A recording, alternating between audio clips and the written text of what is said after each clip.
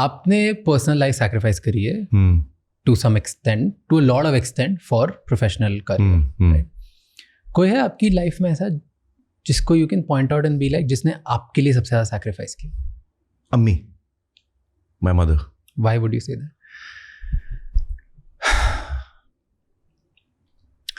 I think right from childhood, and it's not just my mother, I think all mothers, उनका जो instinct होता है ना mother का, एक जो एक अंदर से जो एक आवाज़ निकलती है, वो हमेशा बच्चों के लिए होती है। उनकी परवरिश, उनकी देखभाल, उनकी तबीयत ठीक नहीं है तो माँ रात भर जागेगी, सो नहीं पाएगी। अच्छा, आप घर नहीं आए हो 10 बजे तक, 11 बजे होंगे, 12 बजे, माँ सो नहीं पाएगी कि बेटा या बेटी बाहर गए, उनको नहीं सेफ है कि नहीं। कितनी भी नींद आ रही होगी वो नहीं सोएंगी। ये जो सैक्रिफाइसेस है ना, डेली सैक्रिफाइसेस हैं, एवरी डे।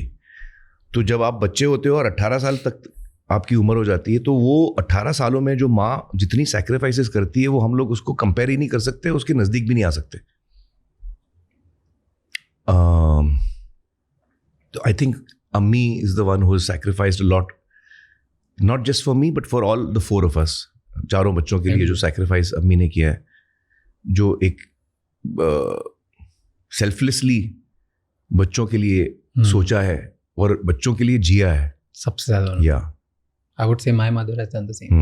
They are, वो सिर्फ आपकी हेल्थ के बारे में नहीं सोचते, वो आपके इमोशंस के साथ जुड़ जाते हैं। उनको पता होता है कि आपको क्या चीज़ बॉदर कर रही है या आपको क्या चीज़ एक्साइट कर रही है, तो उनको हर चीज़ पता होती है। Agreed.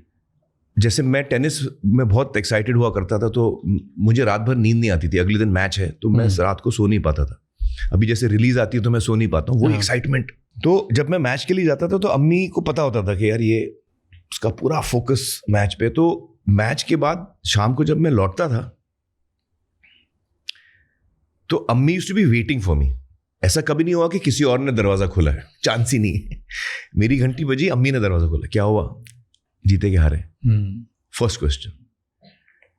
और मुझे एक इंसिडेंट याद है, मैंने कई दफ़ा बोला भी है, आपको भी सुना देता हूँ। उसका बहुत गहरा असर हुआ मुझ पर। तो अम्मी हमेशा पूछती थी क्या हुआ, जीते के हारे।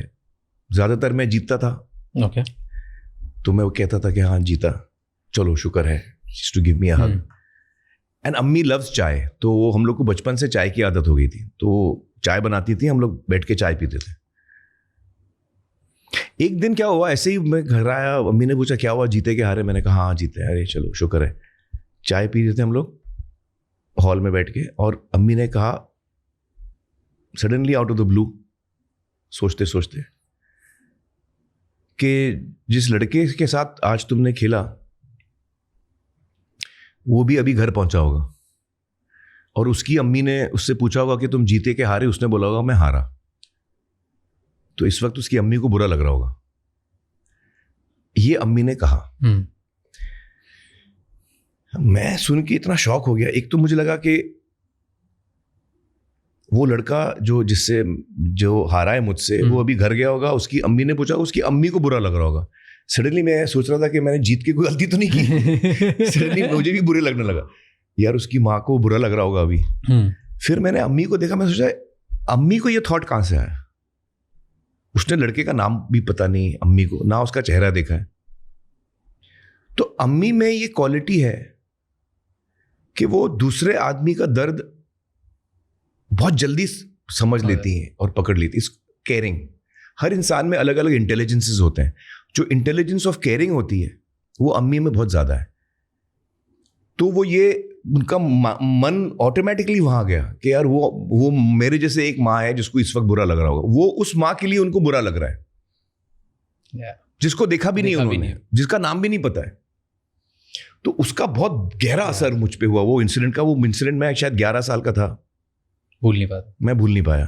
And that has stayed with me and that was a big lesson she taught me. I don't think वो मुझे लेसन सिखा भी रही थी, वो एक्चुअली अपना थॉट शेयर कर रही थी। और वो शॉर्ट थॉट शेयर करते करते मुझे रियलाइज हुआ कि बहुत बड़ी चीज़ बोल दी अम्मी ने एक्चुअली। तो वो मुझे उस दिन से सीख मिली कि यार किसी का दिल नहीं दुखाना चाहिए, और हर आदमी के बारे में आपको सोचना चाहिए। हमको अक्सर लगता है कि हम सही हैं, नहीं मुझे ये बोलना चाहिए, लेकिन क्या है, दूसरे आदमी का भी सोचो। हर आदमी की हर आदमी के अपने इमोशन होते हैं। आपको जो करना है आप करो, दिल मत दुखाओ किसी का। ये बहुत बड़ी सीख अम्मी ने मुझे दी थी। कभी आपने दुखाया दिल अननोइंगली? नहीं, दुखाया तो है। कोई इंसान ऐसा है नहीं जो कह सकता है कि मैंने किसी का दिल आज तक नहीं दुखाया। Knowingly unknowingly? कभी कभी नोइंगली, कभी कभी अननोइंगली। हाँ, सच तो ये है। Knowingly for because you are obsessed with work? Different reasons. कभी कभी आप कुछ चीजें आपको करनी है जो आपको भी पता है आपको नहीं करनी चाहिए, लेकिन उस वक्त आप कर देते हो, फिर बाद में आपको एहसास होता है कि वो नहीं करना चाहिए था। अम्मी कहती थी कि इंसान जो है गलतियों का पुतला है। अम्मी के मुहावरे मुझे आज तक याद है। नादान दोस्त से अक्लमंद दुश्मन बेहतर होता है। You know, she used to say all these one-liners. They have stayed with me. एक चुप 1000 बातों से बेहतर होता है। Sometimes silence actually says a lot. Thank you so much ये क्लिप एंड तक देखने के लिए। अगर आपको और भी ऐसी क्लिप्स देखनी है तो राज शमानी क्लिप्स चैनल को सब्सक्राइब कर लीजिए।